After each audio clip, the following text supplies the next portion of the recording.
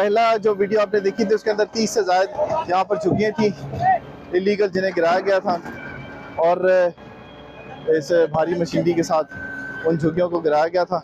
और ये सामान इससे पहले निकलवाया जाता है, बाकायदा इन्हें कहा जाता है कि ये सामान जो है वो पहले निकाल लें, उसके बाद इन घरों को या इन झुग्गियों को गिराया जाएगा। अब आपको दूसरी तरफ से सूरत हाल दिखाते हैं। ये देखें, लाइट थोड़ी सी वहाँ पे नहीं थी, ये देखें।